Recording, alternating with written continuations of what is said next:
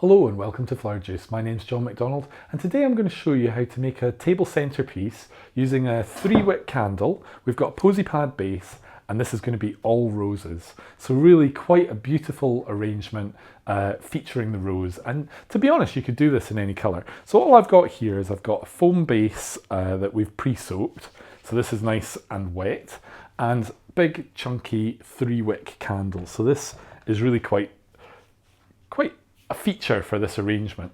What you can do is you can secure it in if you want. You could put frogs on the bottom and it would sit in, or you could peg it with sticks if you want. But I'm not anticipating moving this around very much, so it'll be fine just sitting there as it is. And actually for transport, being able to take that off and put it back on, maybe that's a good thing as well. So the roses that we've got are just these beautiful little orange roses. Now, we had a lot of these. So what I'm going to do is I'm going to use these to create our design. And what I want to do first is really just go around and do an outer edge.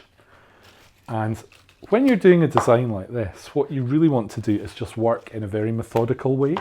So I find using a knife is very quick, and it means you're not putting your scissors down, you're not picking them up. You can just keep the knife in your hand and work very quickly.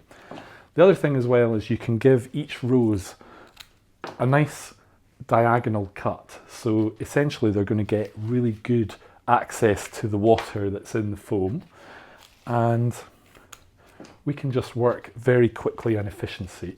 So I think sometimes you kind of think with, I'm going to make a pad of roses or I'm going to make a very symmetrical arrangement, how do I start? Well, I would suggest that you work not only in a methodical way in the sense of trying to be consistent, but work in levels. So this is why I'm really starting with this outer level. We'll just go right round the outside and then we'll just work our way in.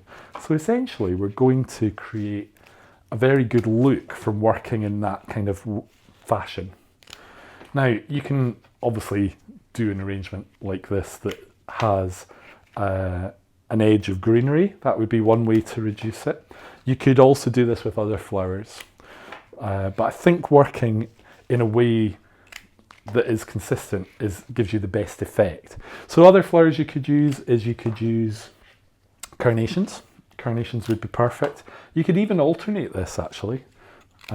If you were going to make it in a day or two in advance, you could space the flowers a little bit better, and then you'll find that as the flowers develop, they're going to open up and fill in any little gaps. So don't feel that you have to squidge everything up. If it depends when it's for, and it depends how you want to do it. But straight away you can see that we're getting a nice effect by adding that second line.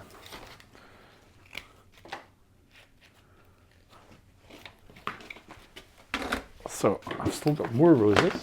So this is going to take quite a lot of roses, so it's going to give us a very extravagant effect, but you know, why not? So this would look amazing if it was red roses, but you could just as equally do it with white roses. The choice is yours, and it depends on what you're thinking of doing. Great thing is if you know that you're going to do arrangements like this, when you get your flowers in and you're going to condition them, you don't need to worry about the length. You don't need to worry about keeping the length. You can cut them, make them quite short so that they really get a good drink.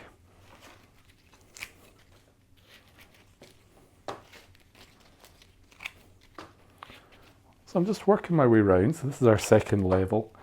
We're probably going to get 4 rows in here.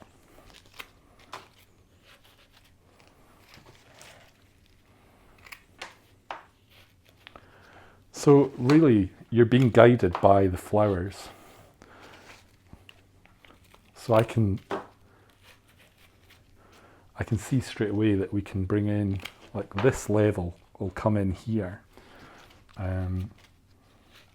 Whereas if you start putting some flowers here, some lower down, you'll get a messier effect because you won't be consistent.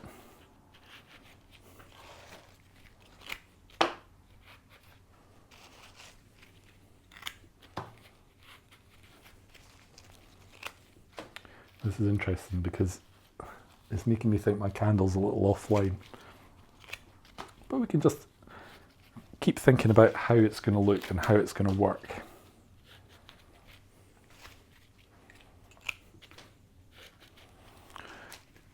What's interesting about doing this with the orange is that it makes me realise that this is a great design for any time of the year. So you could do red roses, you could do orange roses, you can do white roses.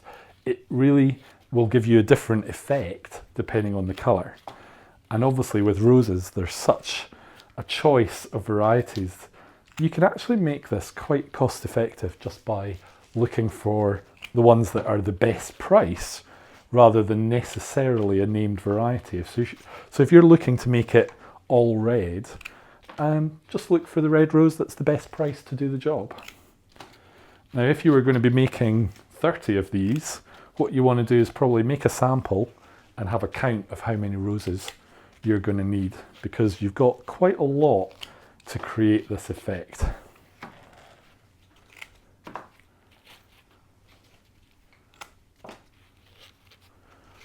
So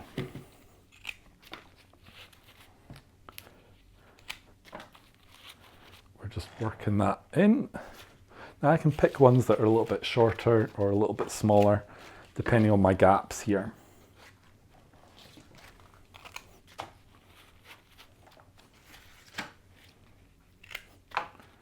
And again, we're still keeping going in this consistent way, using the knife, working in the same direction, and just getting that effect.